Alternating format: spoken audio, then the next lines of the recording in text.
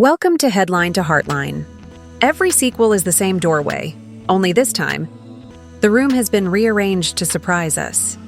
Nearly 20 years after we first met the hurricane that is Miranda Priestly, the runway is rolling out again, and the heart of this comeback beats in a power trio.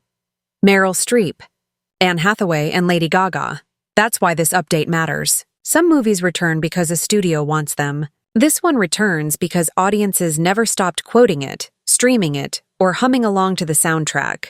The first Devil Wears Prada in 2006 became a global hit and a comfort watch, the kind you put on while you tidy a closet or sip a late-night tea. Remember the pulse of Madonna and U2 and the sparkle of Suddenly I See? It was fashion as character, a boss as legend, and an assistant learning her voice. Now, almost exactly 2 decades later, we're getting the continuation fans have been asking for.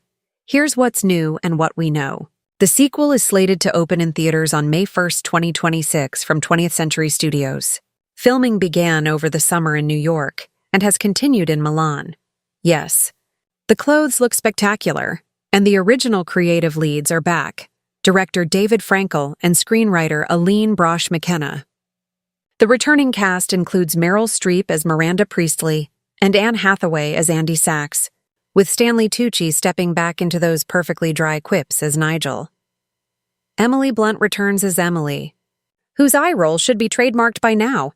Multiple outlets report that Lady Gaga filmed in Milan for a small, buzzy role. The exact part is under wraps, which frankly makes it more fun.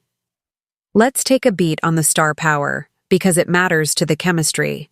Meryl Streep, 3-time Academy Award winner with a record 21 nominations, last appeared on the big screen in Don't Look Up in 2021.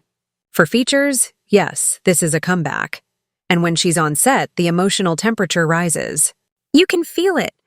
Anne Hathaway, an Oscar winner for Les Miserables and a prior nominee for Rachel Getting Married, has only gotten more confident and playful on screen.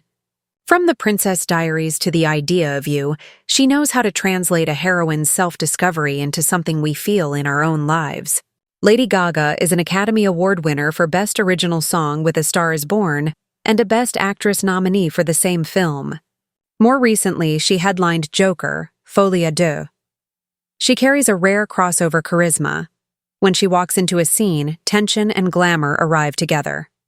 Add Emily Blunt, fresh off her first Oscar nomination for Oppenheimer, and you have a cast built not just of famous names, but of powerhouse performers. That's the difference between nostalgia and momentum. So what's the story this time? The studio hasn't released an official synopsis, but reputable trade reporting points to a very modern standoff. Miranda Priestly navigating a fashion media world reshaped by digital power, while Emily, no longer fetching lattes, wields influence on the luxury side, controlling the ad money everyone wants. If you remember how those two could slice tension with a glance, imagine it now with higher stakes and new rules. Andy's place in that chessboard is the question that pulls us in. And yes, Nigel is back at the center of the professional storm, where integrity meets ambition in a well-cut jacket. Who's in, who's out, and who's a maybe? The central four, Streep, Hathaway, Blunt, Tucci, are in. Adrian Grenier, who played Nate, is not returning. As for famous faces we all remember, there's no confirmed comeback for Gisele Bündchen, who had that delightful cameo in the original. The most we've gotten publicly is a coy, even sad-faced non-answer from her camp. Other original names like Simon Baker and Daniel Sunjata haven't been announced, and until the studio says otherwise, consider them question marks. On the rumor mill's flip side, you'll hear chatter that real fashion world luminaries have been around the set. That's the Prada effect. It blurs fiction with the calendar of runway shows and turns cities into catwalks. If you're enjoying this update, please like this video and subscribe so you don't miss the next wave of casting and set news.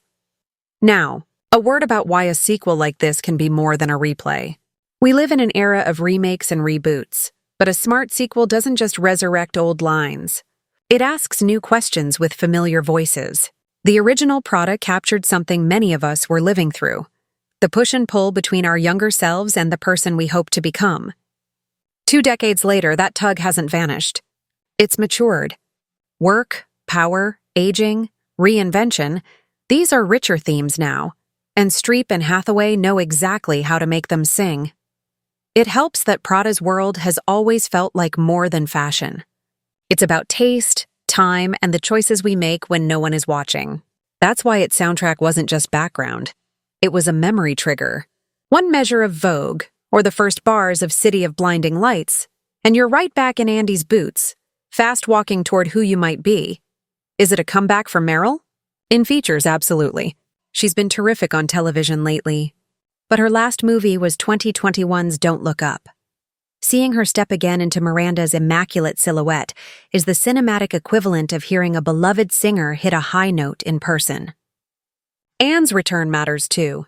Andy is one of her signature roles, the one that turned ambition and empathy into a single character arc. And Gaga's presence is exactly the kind of jolt sequels need. A fresh current that doesn't drown the original melody but electrifies it. When a cast stacks Oscar winners and nominees across music and film, expectations rise, and rightly so. So here's the plan. The Devil Wears Prada sequel is on track for May 1st, 2026, with filming already logged in New York and Milan. Meryl Streep as Miranda Priestley, Anne Hathaway as Andy Sachs, Lady Gaga in a tightly kept role, Emily Blunt sharpening Emily's edge, and Stanley Tucci as our beloved Nigel. What we don't know yet is part of the fun. What we do know is enough to hang a fabulous coat on. The icons are back, the clothes are loud, the glances are louder, and the timing, 20 years on, is perfect. Thank you for spending this time with me. If this helped you catch up, please subscribe to the channel and tap like so more fans can find it. And I'll keep you posted as the news rolls in. Goodbye for now. We started at the threshold, and when that familiar door swings open again in 2026, the room won't just look different. It will remind us why we walked in the first time.